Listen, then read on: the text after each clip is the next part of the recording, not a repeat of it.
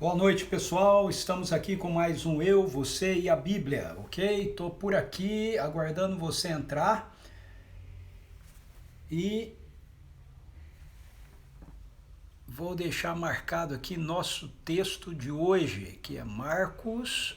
Hoje nós vamos encerrar o capítulo 8, que vai do verso 22 até o 38, ok?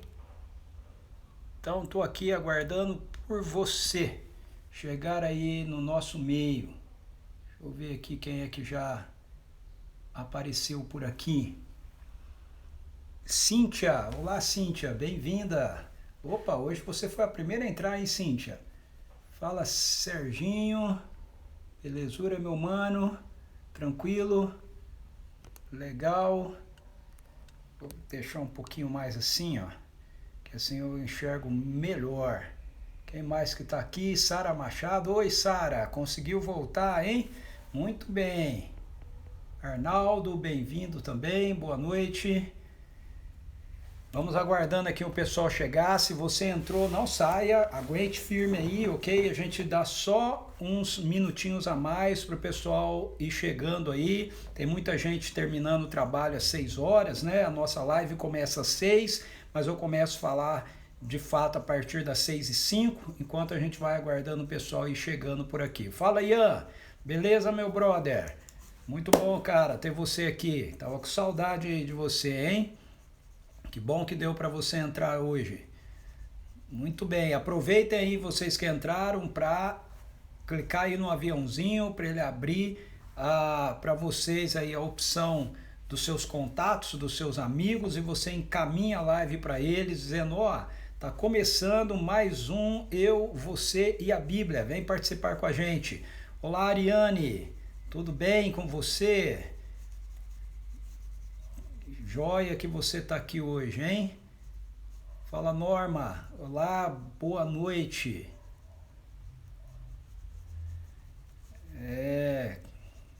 Joia, ainda bem, né, cara? Que a gente tem saudade um dos outros, né? Já pensou se a gente não tivesse saudade?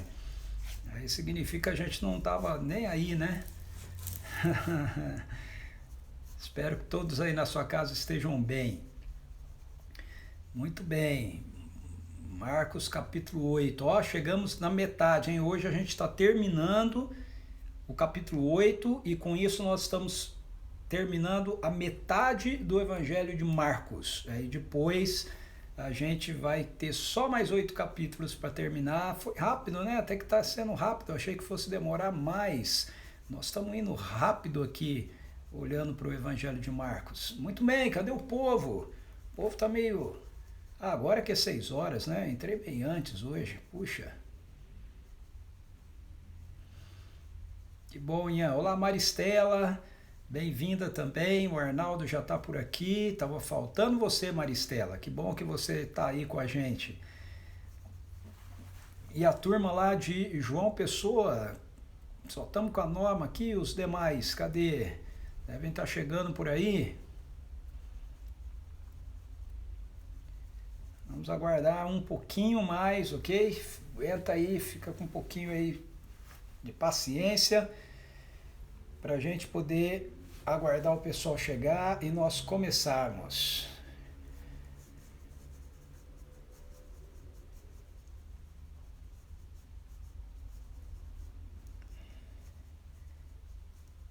E aí, o nosso encontro aos domingos do Igreja em Casa esse mês, o que vocês acharam de Apocalipse? Eu sei que eu não pude aprofundar, né?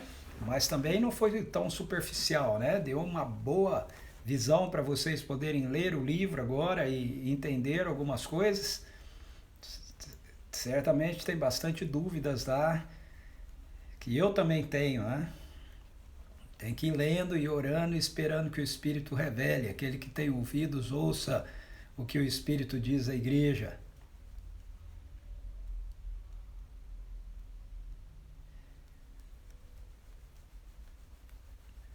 Ah, joia, Norma. Sim, a Norma tá falando aí, ó. Sim.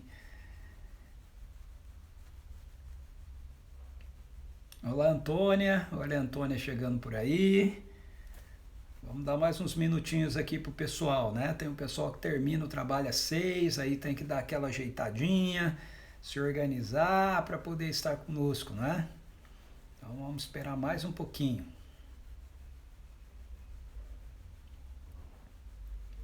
Eu tenho sentido a falta da Sônia Casais aqui, ela tá com problema no celular dela, não tem podido participar com a gente, uma pena.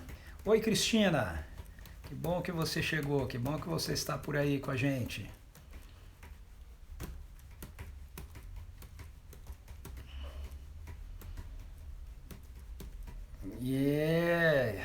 Nós já estamos em setembro, hein? Que coisa doida. Que ano, hein? Que ano maluco. Olá, Eloá. Bem-vinda, querida. Tudo bem? Oi, cheguei. Cristina, já vi que você chegou. Que bom que você está aí. Olá, Eloá. E aí, Eloá, animada para a aula dessa quinta da Escola de Jesus? Você também, Ariane? E aí, ó, os demais que estão com a gente aí, não vão se matricular no curso da Escola de Jesus, não? Vamos começar uma segunda turma agora, hein? Dia 24 de setembro a gente começa. Entra lá no link na bio da Escola de Jesus aqui no Instagram, tem o link, faz a sua inscrição, participa com a gente. Tenho certeza que você vai gostar bastante do curso. Ah, que bom, Eloá. Eloá, Ariane, estão terminando, hein? Só mais essa aula e outra semana que vem acaba. Olha só como passou rápido, hein? Quem mais que está aqui? Ah, a Norma também, né, Norma? Tá fazendo, é verdade. Olha aí, eu ia falar quem mais que está aqui que está fazendo. A Norma está fazendo também. Isso aí, Norma. O Marcos também está fazendo, lá de João Pessoa. Oi, Su, meu amor acabou de entrar, ó. Isso é bom, né?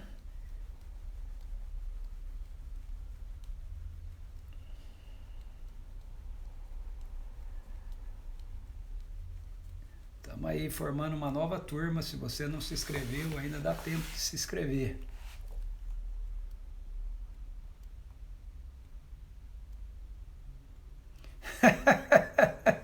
Esse final de ano, nada de retrospectiva, Antônio? Como não? Deus está fazendo um monte de coisa boa aí também. Ai, ai.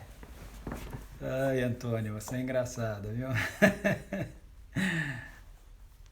É, vamos ver, né? Vamos ver. Isso aí. E aí, bom, agora nós vamos começar. Hoje tem pouca gente, eu não sei o que aconteceu com o pessoal. Mas vamos lá, Pai, em nome de Jesus, eu quero te agradecer por cada pessoa que se encontra aqui nessa live com a gente. Muito obrigado. Louvado seja o Senhor pela vida de cada um dos meus irmãos e irmãs que se encontram aqui. Eu peço por aqueles que ainda vão estar vindo para cá e também pela vida de tantas pessoas quantas essa live futuramente venha a alcançar, Senhor. Em nome de Jesus, Espírito Santo, que o Senhor fale conosco, fale ao nosso coração, traga revelação para nós, ó Deus, da tua palavra, do teu coração, em nome de Jesus. Amém. Ah, legal, Eloá. Tá vendo, Eloá?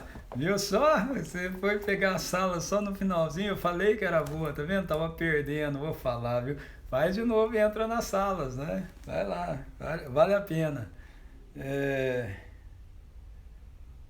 Muito bem, vamos lá.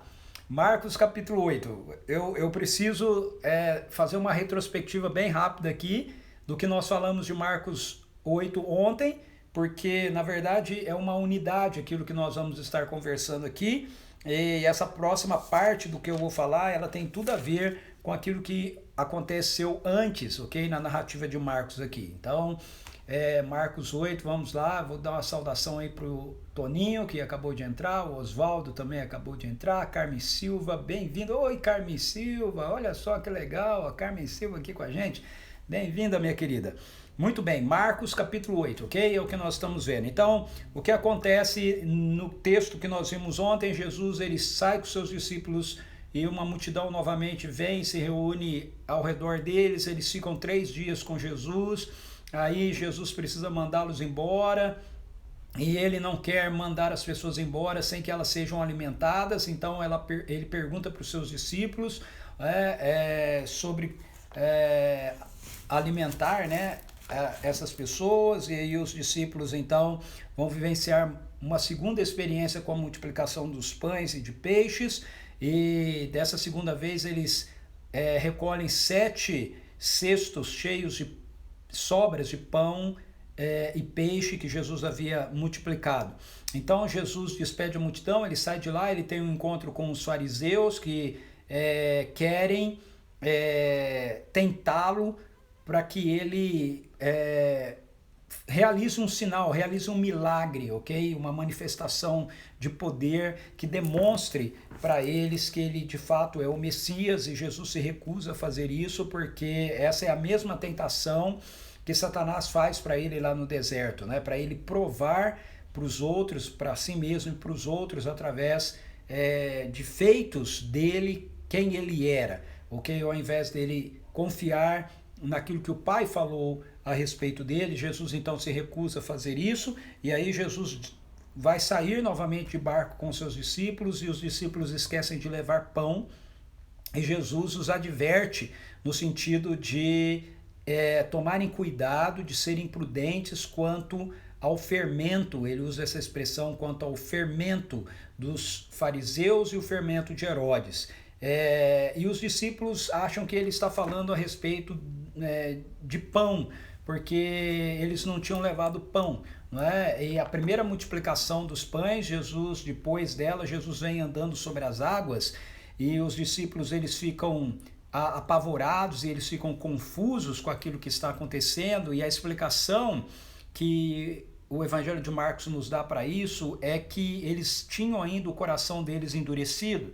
E aqui Jesus já passou com eles pela segunda experiência da multiplicação dos pães, eles têm um pão só no barco, mas aí Jesus diz para eles, cara, desculpa aqui, né, vou atualizar, caras, eu não estou falando sobre pão, eu não estou falando sobre ter pão ou não, vocês se esqueceram quando tinha 5.000 pessoas, quantos pães vocês tinham, quantas pessoas eu alimentei, quantos pães tínhamos quando tinha 4.000 pessoas, eu não alimentei todas essas pessoas, eu não estou falando de pão, o problema meu aqui não é pão, né? Então Jesus diz para eles, até quando vocês vão ter o coração de vocês endurecido? Até quando vocês vão ter ouvidos para ouvir e não vão entender, vão ter olhos para ver e não vão enxergar? Então Jesus está aqui indignados com eles e questionando os seus discípulos no que diz respeito ao ensino dele sobre o reino de Deus, ok? E quando ele diz que é para eles tomarem cuidado com o fermento dos fariseus, o fermento de Herodes, ele está falando a respeito do ensino, ok? Dos valores que eram carregados pela religião, representada pelos fariseus, e pela política, representada por Herodes. Então, Jesus termina essa parte do texto dizendo para eles, então ainda não compreendeis? E aí eles chegam numa região chamada Betsaida. E nessa região chamada Betsaida, Jesus se encontra com algumas pessoas que trazem até ele um homem cego. E aí o texto diz que Jesus leva esse homem para fora da aldeia e ele cura esse cego, mas diferentemente de todas as curas anteriores que Jesus havia feito, ele cura esse cego em 2 etapas. Vamos ler o texto. Olha só. E chegando a Betsaida, algumas pessoas trouxeram um cego à presença de Jesus e rogaram-lhe que o tocasse. Então ele tomou o cego pela mão e o conduziu para fora da aldeia. Em seguida cuspiu nos olhos daquele homem e lhe impôs as mãos e indagou, vês alguma coisa? O homem levanta os olhos e afirma, vejo pessoas, mas elas se parecem com árvores caminhando. Mais uma vez Jesus colocou suas mãos sobre os olhos do homem e no mesmo instante, tendo sido completamente restaurado, via com clareza e podia discernir todas as coisas. Então Jesus enviou aquele homem para casa, recomendando-lhe nem sequer no povoado entre. Então olha só que interessante. Eu vou abordar esse texto, né, essa parte do texto de 2 dimensões, ok? Primeiramente, em relação àquilo que está acontecendo com os discípulos. O que estava acontecendo com os discípulos? Os discípulos, eles estavam vendo Jesus, eles estavam enxergando Jesus, mas eles não estavam enxergando Jesus com clareza, com nitidez. Veja, Jesus diz para eles: vocês têm olhos e ainda não veem, vocês têm ouvidos e ainda não ouvem, vocês ainda não entendem, né, aquela situação do barco, quando ele diz para eles que é para eles não, para eles prestarem atenção, para eles terem cuidado, para eles terem discernimento com o fermento, serem precavidos com o fermento dos fariseus, o fermento de Herodes. E aí Jesus encontra com esse cego e, diferentemente de tudo que Jesus fez antes, Jesus cura esse cego em 2 etapas. Por quê? Por que Jesus faz isso assim? Por que Jesus não curou o cego de uma só vez? Veja, a gente pode, talvez algumas pessoas possam pensar que o que eu vou afirmar aqui como fala? É uma suposição, né, em relação ao texto. E de fato pode ser, ok? Mas se ela é uma suposição, eu acredito eu, muito bem fundamentada. Eu creio que Jesus aqui curou esse cego dessa maneira porque ele quis curá-lo assim, ok? Veja, todas as curas de Jesus, elas aconteciam exatamente do jeito que Jesus queria que elas acontecessem, exatamente do jeito que Jesus dizia para elas acontecerem. Nós não temos nenhuma situação de cura em que Jesus tenha falhado, vamos colocar assim, falhado o poder dele para realizar. Nós só temos uma situação com relação à expulsão de demônios, que é aquela do Gerazeno, que Jesus manda o demônio sair e ele não sai imediatamente, então Jesus acha estranho e pergunta para ele quem ele era, e o demônio diz que eles eram uma legião e tudo mais, e depois eles se submetem a Jesus, obedecem a Jesus. Todos os textos dos evangelhos, quando Jesus expulsa demônios, eles saem imediatamente na primeira palavra de Jesus, essa é a única exceção, e quando Jesus cura imediatamente as pessoas, ok? Ele diz, às vezes Jesus cura impondo as mãos, às vezes Jesus cura colocando barro nos olhos e mandando a pessoa ir se lavar, às vezes Jesus cura com uma única palavra, né? Ele diz eu quero, volte a ver, às vezes Jesus cura pessoas que nem estão lá com ele, ok? Tudo isso acontece nos evangelhos. Aí de repente você tem uma situação onde um homem é tocado por Jesus, um cego é tocado por Jesus e ele volta a ver, mas ele não volta a ver nitidamente. O que acontece aqui é que a visão desse cego é restaurada, mas ela não é restaurada na sua perfeição. Esse cego, ele vai da cegueira à miopia. Eu sou míope, ok? Eu sei do que ele está falando. Quando eu tiro os meus óculos e eu olho para as pessoas, eu vejo as pessoas como árvores andando. Eu entendo o que ele está falando, ok? Todas as pessoas, numa distância mais ou menos de 1 metro para mim, elas já ficam com o rosto delas todo parecendo aquele desenho de árvore. Eu já não consigo enxergar com nitidez, então eu tenho que ficar com meu óculos, e quando eu coloco meu óculos, a minha visão é completamente corrigida. Então Jesus toca no olho daquele cego pela primeira vez e ele volta a enxergar, mas ele diz, eu vejo, mas vejo os homens como se fossem árvores andando. E aí Jesus toca novamente nos olhos dele e ele volta a recuperar a visão 100%.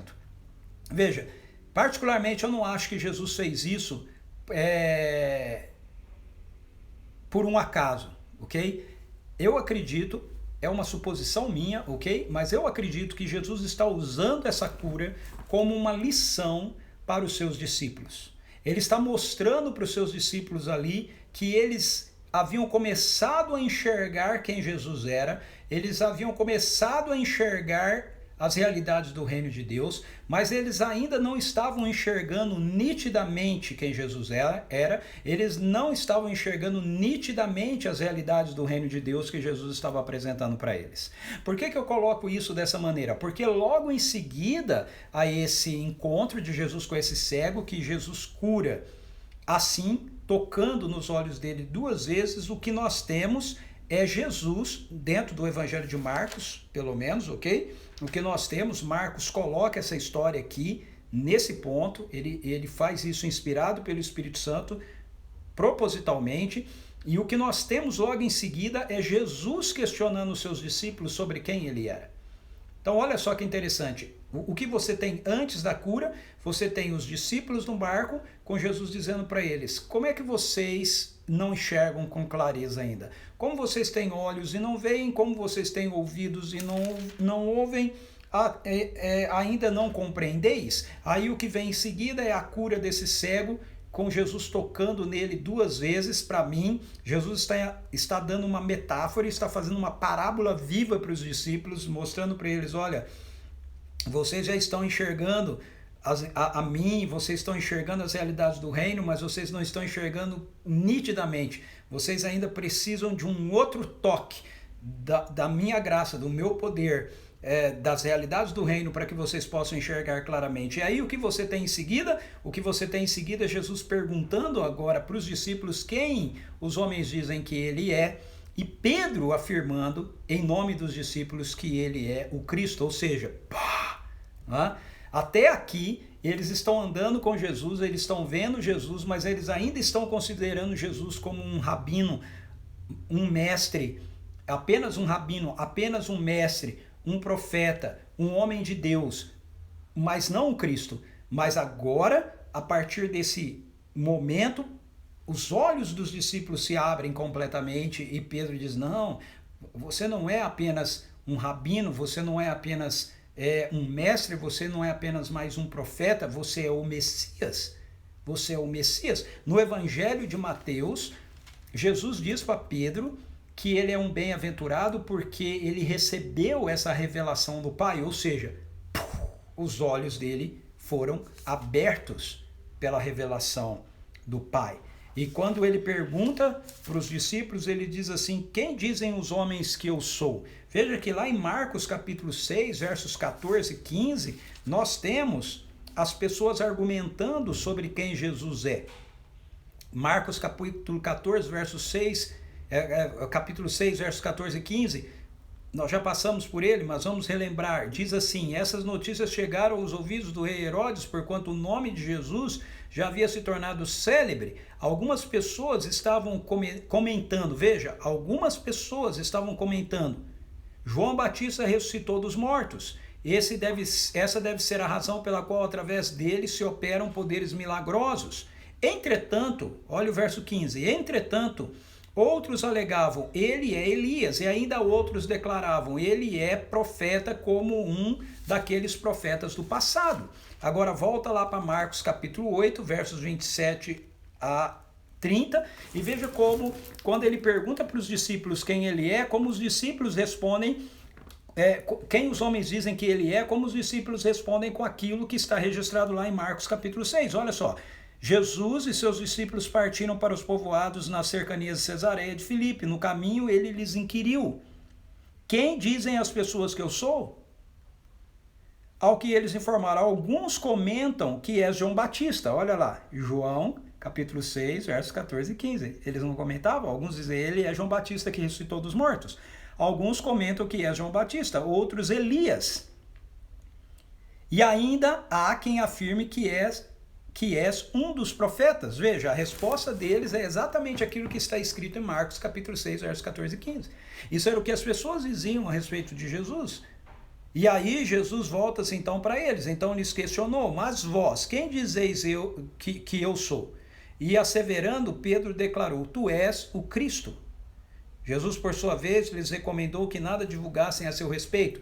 Ou seja, Jesus disse para Pedro, olhando para Mateus capítulo 16, que é o verso paralelo desse, Jesus vai dizer para Pedro que ele é um bem-aventurado, que não foi carne e sangue que revelou aquilo para ele, foi o Pai que está nos céus que revelou aquilo para ele, ou seja, o Pai abriu os olhos dele, e Pedro e dos discípulos, Pedro geralmente falava em nome dos demais discípulos, e Jesus diz então que para Pedro que sobre aquela confissão que Pedro havia feito a respeito dele, a igreja ia ser edificada, mas que ainda não era momento deles proclamarem para os outros que Jesus era o Messias, que Jesus era o Cristo. Esse momento iria chegar, esse momento chegou depois da ressurreição de Jesus, mas naquele momento Jesus não queria que isso fosse divulgado, a pessoa dele fosse divulgada. Então,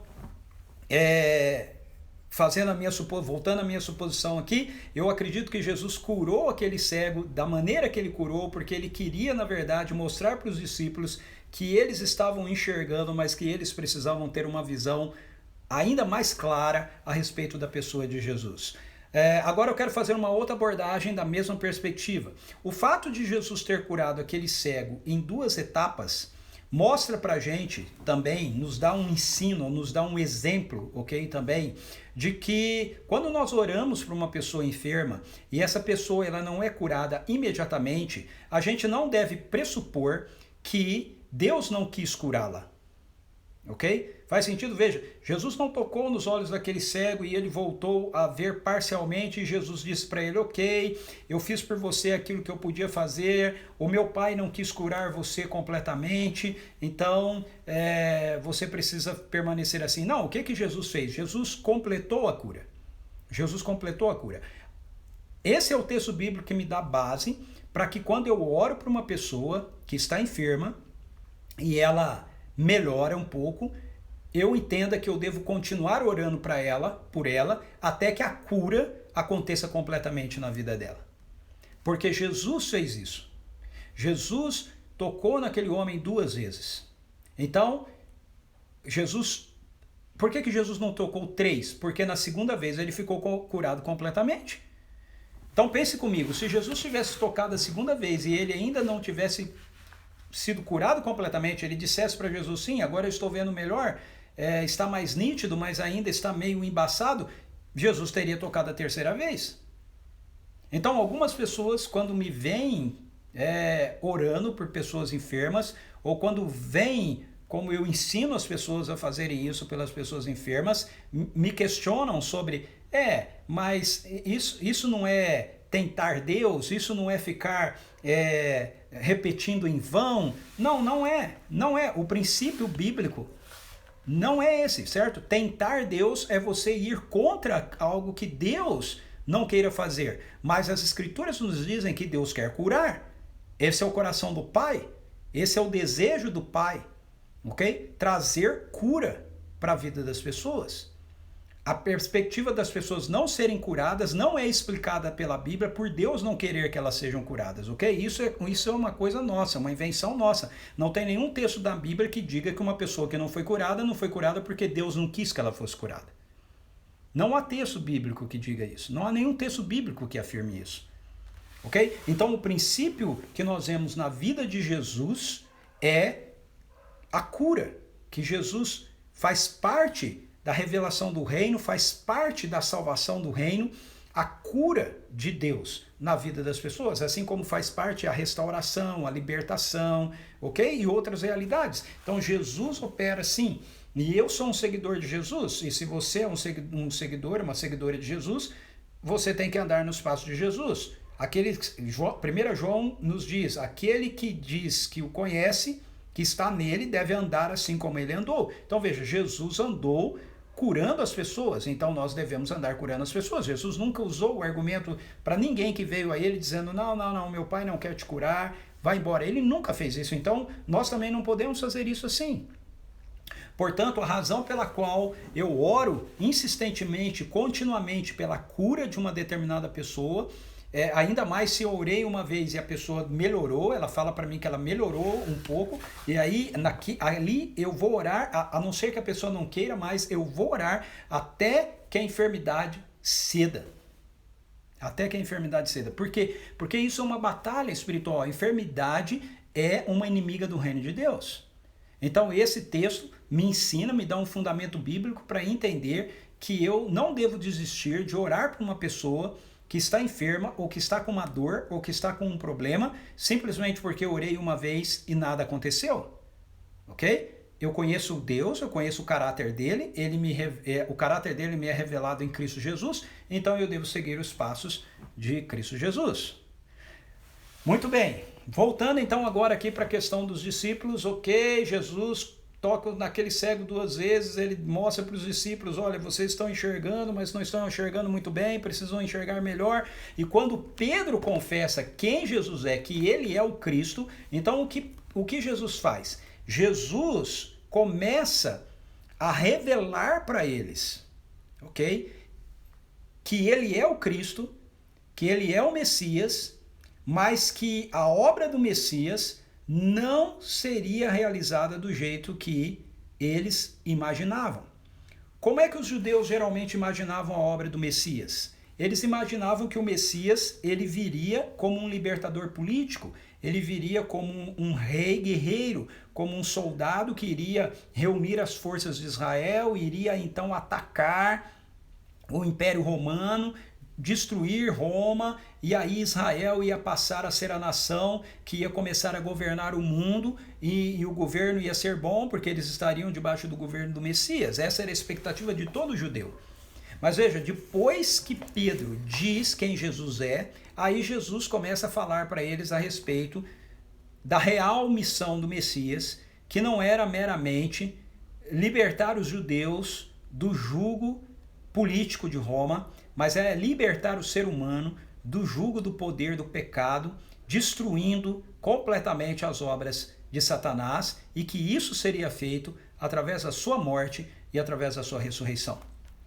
Então, os versos 31 dizem assim, em diante diz assim: então passou Jesus a ensinar-lhes que era imperioso que o Filho do Homem fosse vítima de muitos sofrimentos, viesse a ser rejeitado pelos líderes religiosos, pelos chefes dos sacerdotes e pelos mestres da lei, então fosse assassinado para depois de 3 dias ressuscitar. Então, a partir do momento que os discípulos enxergam Jesus corretamente, o veem como Messias, agora era importante Jesus ajudá-los a entender corretamente, a ver corretamente qual era a obra que o Messias deveria realizar. O verso 32 diz assim: e Jesus falou sobre esse assunto de maneira clara.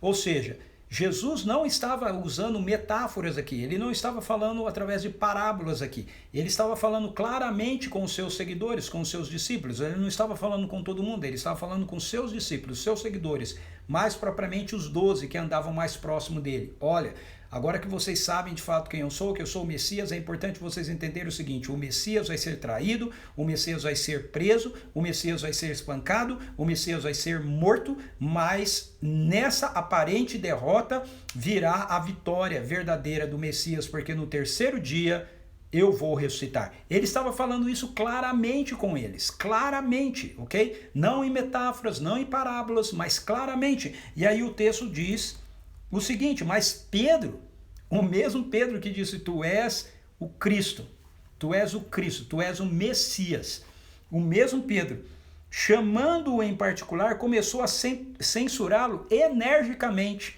Então veja, Pedro chama Jesus à parte, porque Jesus está falando que ele vai morrer, ok? E ele o censura. Imagina isso. Ele diz, mestre, não fale essas coisas. Olha, eu imagino a censura que Pedro está fazendo, ok? Olha, não diga isso a respeito de si mesmo. Mateus diz que Pedro usa essas palavras para Jesus. Não diga isso sobre ti mesmo. Eu imagino que Pedro está dizendo para ele, olha, Senhor, eu conheço esse pessoal. Se o Senhor começar a falar que o Senhor vai morrer e tudo mais, a turma vai debandar, o pessoal não vai ficar com o Senhor. Esse não é o melhor argumento, esse não é a melhor estratégia para o Senhor. Pare de falar sobre essas coisas. Pare de falar sobre isso. Então veja, o Pedro, de novo, a visão, tá vendo? A visão tá embaçada. Pedro enxerga Jesus, mas Pedro não enxerga Jesus nitidamente. Pedro entende quem Jesus é, mas ele não entende nitidamente a obra que Jesus foi realizar aqui. E como é que Jesus se posiciona diante dessa postura de Pedro? Olha só o verso 33. Entretanto, Jesus voltou-se, olhou para os seus discípulos. Pedro tinha chamado Jesus à parte, ok? Vem aqui, chega aqui no cantinho comigo, Jesus. Jesus voltou-se, olhou para os seus discípulos e repreendeu Pedro severamente, exclamando, para trás de mim, Satanás, pois não estais pensando na obra de Deus, mas sim nas ambições humanas. Então, deixe-me esclarecer algo aqui para você que muitas vezes a gente tem a tendência de interpretar errado, ok?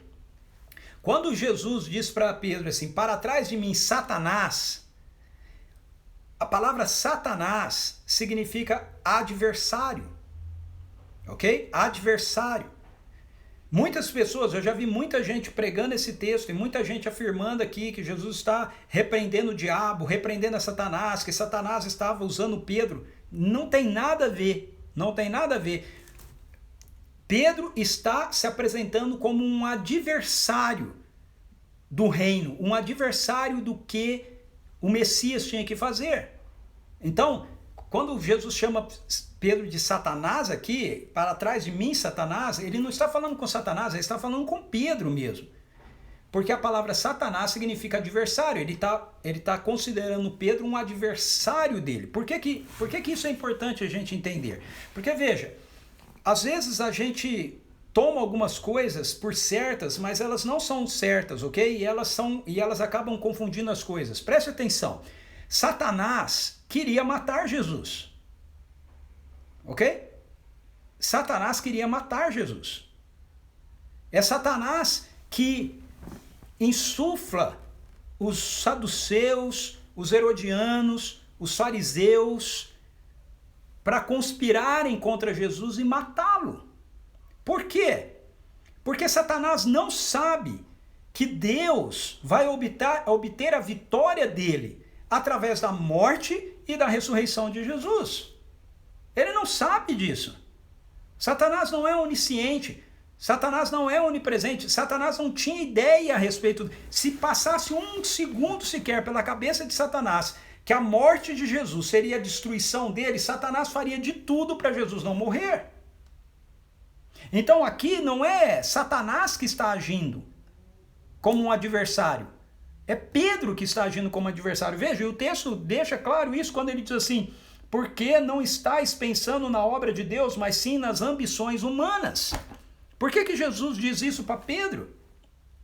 Porque ele sabe que na cabeça de Pedro, a ideia que Pedro tem a respeito do Messias, de quem é o Messias, é que ele fosse um rei que iria conquistar Roma e que ele iria ter então Pedro então como seu assessor, como seu servo, como seu seguidor, como seu discípulo.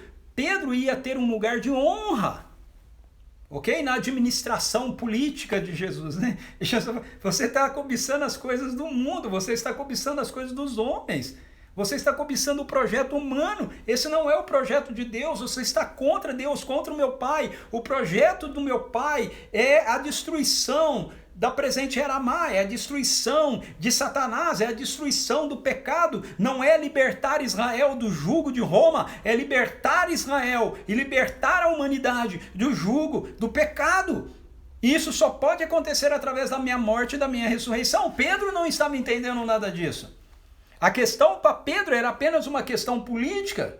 Você está atrás de ambições humanas, você está pensando em ser o primeiro-ministro no meu reino. Você é meu adversário, para trás de mim. E aí, Jesus vira-se para todos e diz o seguinte, em seguida convocou Jesus a multidão e os seus discípulos e os desafiou, se alguém deseja seguir-me, Pedro queria segui-lo, mas Pedro queria segui-lo para a glória, Pedro não queria segui-lo para a cruz, Pedro não queria segui-lo para o projeto do reino de Deus, conforme o coração do Pai. Ele queria seguir para o projeto do reino segundo a cabeça dele, segundo aquilo que os judeus acreditavam que o reino de Deus seria. Se alguém deseja seguir-me, negue-se a si mesmo, tome a sua cruz e venha após mim. Quem quiser, pois, salvar a sua vida, perdê-la-á, mas quem perder a sua vida por minha causa e pelo evangelho, salvá-la-á. Portanto, de que adianta uma pessoa ganhar o mundo inteiro e perder a sua alma? Ou ainda, o que uma pessoa poderia dar em troca de sua alma? Assim sendo, numa época como essa de incredulidade e perversidade, se alguém tiver vergonha de mim e dos meus ensinamentos, Pedro chamou Jesus à parte para mandar ele parar de falar aquilo, ok? Pedro estava com vergonha dos ensinamentos de Jesus ali naquele momento. Se alguém tiver vergonha de mim e dos meus ensinamentos, então o Filho do Homem, quando voltar na glória do seu Pai, juntamente com os santos anjos, também a essa pessoa não oferecerá honra. Então o que Pedro queria era a honra humana, e Jesus está dizendo, olha, haverá uma honra, mas essa honra vai ser dada quando eu voltar na glória do meu Pai. E ela vai ser dada, sabe para quem? Para aqueles que estiverem associados com o projeto do meu Pai. Quem quiser vir após mim, negue-se a si mesmo, ou seja, quem quiser continuar sendo meu seguidor, meu discípulo, precisa negar a si mesmo, negar as ambições humanas, negar aquilo que é o desejo do seu coração, negar aquilo que essa presente era da maldade nos oferece, negar isso, negue-se a si mesmo, tome a sua cruz, ou seja, aceite a agenda do sacrifício, isso significa cruz, aceite a agenda do sacrifício do meu Pai, aceite a agenda da morte, ok? Como caminho para a realidade da vida eterna. E siga-me, venha comigo fazer aquilo que o meu Pai mandou a gente fazer. E aí Jesus diz, olha, só tem duas possibilidades nisso. Por favor, preste bastante atenção nessas palavras de Jesus, meu querido e minha querida. Só há duas possibilidades aqui. Ou você deseja ganhar as honras dessa presente era má, ok? Ou você deseja as ambições humanas, e aí você vai perder as realidades do reino e a honra que Jesus vai dar a todos aqueles que andaram com ele e o serviram fielmente, negando a si mesmo, tomando a sua cruz e seguindo, que vai receber honra quando ele voltar e trouxer a realidade do novo céu e da nova terra e o seu reino se manifestar de forma clara a todos. Ou você escolhe esse caminho de querer ganhar esse mundo e perde as realidades do reino, ou você abre mão das ambições dessa presente era má, nega a si mesmo, assume o projeto do sacrifício da missão e segue Jesus pelo caminho que ele mesmo já trilhou. O caminho do sacrifício, o caminho da entrega, o caminho da morte. Da morte que gera vida, que traz vida, vida eterna e vida em abundância. Esse é o caminho do discipulado de Jesus. Esse é um caminho do discipulado que a maioria das vezes a gente não ouve os pastores pregando mais hoje. Por quê? Porque as pessoas acham que você pregar isso, você não foi sensível para com elas. Você não foi acolhedor para com elas. Mas veja, Jesus, quem está falando isso é Jesus, não é o Ricardo, não é o pastor Ricardo, é Jesus. Não adianta eu ter uma palavra acolhedora, sensível a você, se ela é uma palavra que não procede de Jesus, que vem do adversário. Para trás de mim, Satanás. A palavra que nós temos que ouvir e a palavra que nós temos que acolher e viver pela realidade do reino é essa. Você é um seguidor de Jesus, você quer ser um seguidor de Jesus, você o conhece, ele é o Cristo, você diz isso, então você precisa saber que o caminho que ele fez, o caminho do sacrifício, é o caminho que ele convida a sua noiva, a sua igreja, a trilhar em favor da expansão do seu reino. Negue-se a si mesmo, tome a sua cruz e siga Jesus. Ele vai te honrar. Ele vai te honrar. Ele vai me honrar. Segundo ele, quando ele vier com seus santos anjos na glória do seu Pai. Não há um outro caminho. Nós não podemos seguir Jesus sem negar a nós mesmos, sem tomarmos a cruz. Não podemos.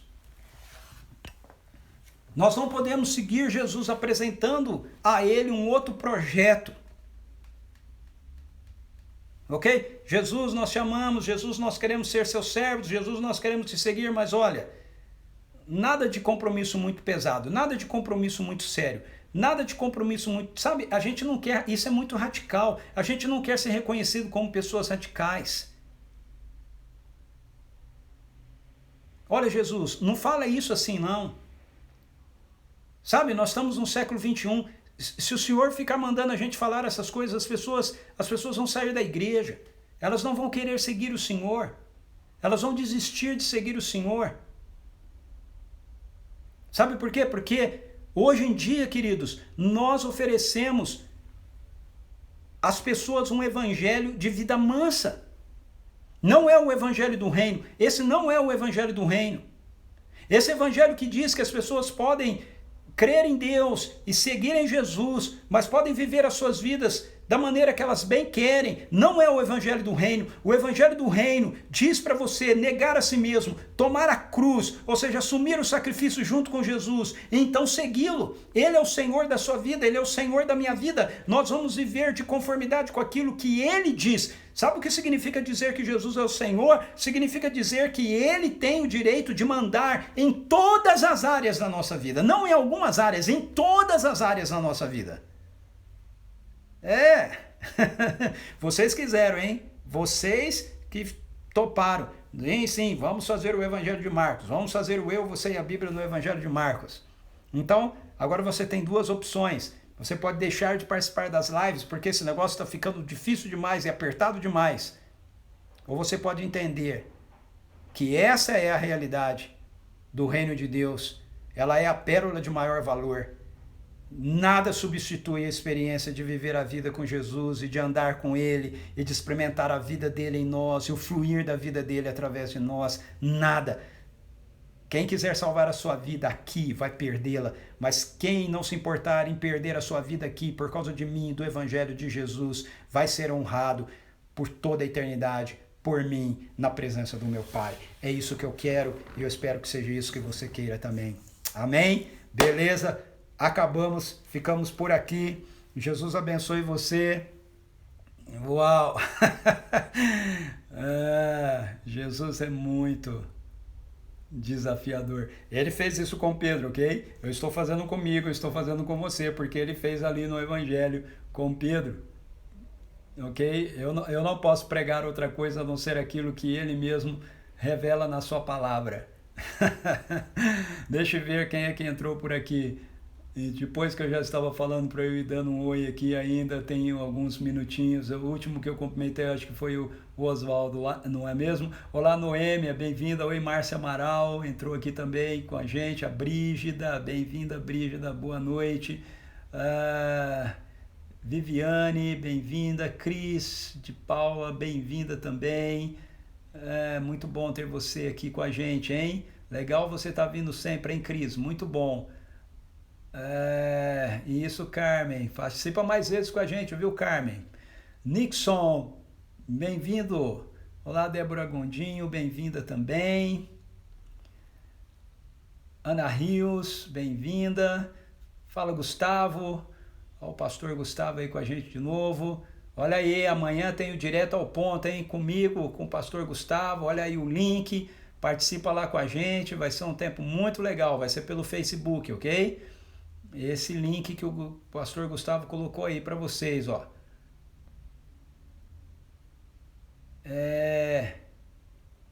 Quem mais andou por aqui? Ana Júlia. Oi, Ana Júlia. Bem-vinda.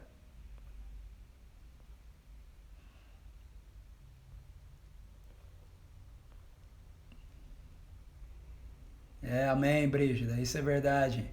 Só Ele tem, só Ele tem.